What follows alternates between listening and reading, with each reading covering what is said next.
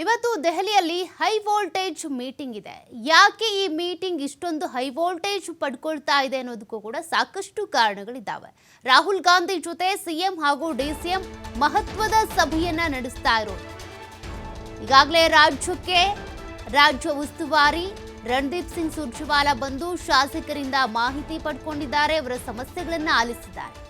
ಇವತ್ತು ವಿಧಾನ ಪರಿಷತ್ನ 4 ಅಭ್ಯರ್ಥಿಗಳ ಆಯ್ಕೆಯ ಬಗ್ಗೆ ದೆಹಲಿಯಲ್ಲಿ ನಡೆಯುವಂತಹ ಮೀಟಿಂಗ್ನಲ್ಲಿ ಚರ್ಚೆ ಆಗೋ ಸಾಧ್ಯತೆ.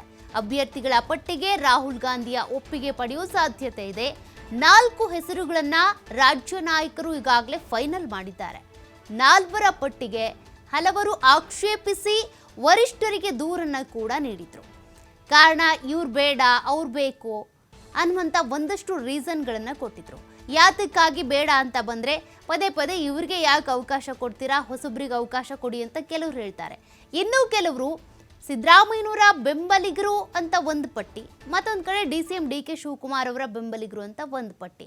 ಅಷ್ಟೇ ಅಲ್ಲ, AICC ಅಧ್ಯಕ್ಷ ಮಲ್ಲಿಕಾರ್ಜುನ್ ಖರ್ಗೆ ಅವರಿಂದ ಕೂಡ ಒತ್ತಡ ಹೇರ್ತಾ ಇದ್ರು, ನಮ್ಮನ್ನು ಆಯ್ಕೆ ಮಾಡಿ ಅಂತ.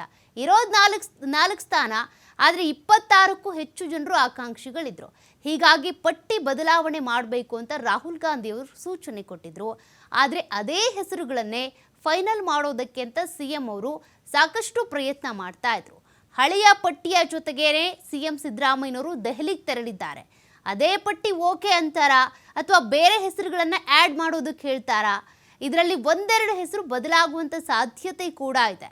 ಇದೇ ವೇಳೆ 23 ನಿಗಮ ಮಂಡಳಿಗಳಿಗೆ ಅಧ್ಯಕ್ಷರ ನೇಮಕದ ಬಗ್ಗೆನೂ ಕೂಡ ಚರ್ಚೆಯಾಗುತ್ತಂತೆ. ಹಾಗಾಗಿ ಇಷ್ಟೆಲ್ಲ ವಿಚಾರಗಳಿರೋದ್ರಿಂದನೇ ಈ ಒಂದು ಮೀಟಿಂಗ್ ಮಹತ್ವ ಪಡ್ಕೊಳ್ತಾ ಇದೆ. ಇನ್ನು 700ಕ್ಕೂ ಹೆಚ್ಚು ನಿರ್ದೇಶಕರ ಆಯ್ಕೆ ಬಗ್ಗೆನೂ ಕೂಡ ಇದೇ ಒಂದು ಮೀಟಿಂಗ್ನಲ್ಲಿ ಚರ್ಚೆ ಆಗುವಂಥ ಸಾಧ್ಯತೆ ಇದೆ. CM Siddaramaiah, DCM DK Shivakumar ಇಬ್ಬರೂ ಕೂಡ ದೆಹಲಿಗೆ ತೆರಳಿದ್ದಾರೆ. ಈ ಒಂದು ಸಭೆಯಲ್ಲಿ ರಾಹುಲ್ ಗಾಂಧಿ ಅವರು ಇರ್ತಾರೆ, ಜೊತೆಗೆ ಅನೇಕ ಮಹತ್ವದ ವಿಚಾರಗಳನ್ನು ಚರ್ಚೆ ಮಾಡಲಾಗುತ್ತೆ. ಕೊನೆಯದಾಗಿ ಏನು ಹೈಲೈಟ್ಸ್ ಇರುತ್ತೆ ಅನ್ನೋದೇ ಎಲ್ಲರಿಗೂ ಕೂಡ ಕುತೂಹಲ ಕೆರಳಿಸ್ತಾ ಇದೆ. ಇನ್ನು ಪರಿಷತ್ ಸದಸ್ಯರು ಅಂತ ಬಂದಾಗ ಯಾರು ಆಯ್ಕೆ ಮಾಡ್ತಾರೆ, ಯಾವ ಪಟ್ಟಿಯನ್ನು ಫೈನಲ್ ಮಾಡ್ತಾರೆ ಅಂತ. ಸಿದ್ದರಾಮಯ್ಯನವರು ಪಟ್ಟಿಯಲ್ಲಿ ಹೆಸರನ್ನು ಬದಲಾವಣೆ ಮಾಡಿ ಅಂತ ಎಷ್ಟೇ ಹೇಳಿದರೂ ಕೂಡ ಹಳೆ ಪಟ್ಟಿಯನ್ನೇ ತೆಗೆದುಕೊಂಡು ಹೋಗಿದ್ದಾರೆ. ಅದೇ ಹಳೆ ಪಟ್ಟಿಗೆ ಓಕೆ ಅಂತಾರಾ, ಬೇರೆ ಯಾರ್ದಾದ್ರೂ ಹೆಸರನ್ನು ಆಯ್ಕೆ ಮಾಡ್ತಾರಾ ರಾಹುಲ್ ಗಾಂಧಿಯವರು ನೋಡಬೇಕಿದೆ. ಕಾರಣ ರಾಹುಲ್ ಗಾಂಧಿಯವರ ಮೂಲಕ, AICC ಅಧ್ಯಕ್ಷ ಮಲ್ಲಿಕಾರ್ಜುನ್ ಖರ್ಗೆ ಅವರ ಮೂಲಕ, ಪ್ರಿಯಾಂಕ್ ಖರ್ಗೆ ಅವರ ಮೂಲಕ, ಅನೇಕ ಸಚಿವರ ಮೂಲಕ ಕೂಡ ನಮಗೆ ಪರಿಷತ್ನ ಸದಸ್ಯ ಸ್ಥಾನವನ್ನು ಕೊಡಿಸಿ ಅಂತ ಅನೇಕರು ಲಾಬಿ ಮಾಡಿದ್ದಾರೆ. ಮೇಲ್ಮನೆ ಪರಿಷತ್ ಸ್ಥಾನ ಅಂತ ಬಂದಾಗ ಅದು ಬುದ್ಧಿವಂತರ ಮನೆ ಅಂತಾನೆ ಕರೆಸ್ಕೊಳ್ಳುತ್ತೆ. ಹಾಗಾಗಿ ಸಾಕಷ್ಟು ಯೋಚನೆ ಮಾಡಿ ಸ್ಥಾನವನ್ನು ಕೊಡಬೇಕಾಗುತ್ತೆ. ಒಂದು ವೇಳೆ ಸ್ಥಾನ ಕೊಟ್ಟಿಲ್ಲ ಅಂದರೆ ಕೂಡ ಅಸಮಾಧಾನಿತರಾಗುವಂಥ ಸಾಧ್ಯತೆ ಇದೆ. ಹಾಗಾಗಿ ಇದ್ರ ಬಗ್ಗೆ ಒಂದು ಚರ್ಚೆ. ಮತ್ತೊಂದು ಕಡೆ ಈಗಾಗಲೇ KPCC ಅಧ್ಯಕ್ಷರ ಬದಲಾವಣೆ ಕೂಗೇನೆದ್ದಿತ್ತು, ಅದಕ್ಕೆ ಯಾರೂ ಕೂಡ ಆ ರೀತಿ ಹೇಳಿಕೆ ಕೊಡಬೇಡಿ ಅಂತ ಕೂಡ ಬ್ರೇಕ್ ಹಾಕಿದ್ದಾರೆ. ಹಾಗೂ ಕೂಡ ಚರ್ಚೆ ಆಗ್ತಾ ಇದೆ.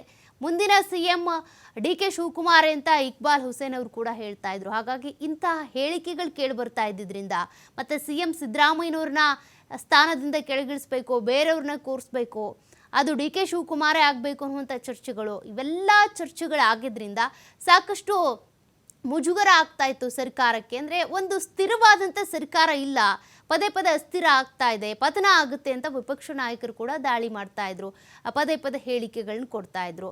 ಹಾಗಾಗಿ ಇವೆಲ್ಲ ವಿಚಾರ ಇಟ್ಕೊಂಡು ಇವತ್ತು ಮೀಟಿಂಗಿಗೆ ಮುಂದಾಗಿದ್ದಾರೆ. ಇವತ್ತಿನ ದೆಹಲಿ ಮೀಟಿಂಗ್ನಲ್ಲಿ ಏನೇನಾಗುತ್ತೆ ಅದನ್ನು ನೋಡೋಣ.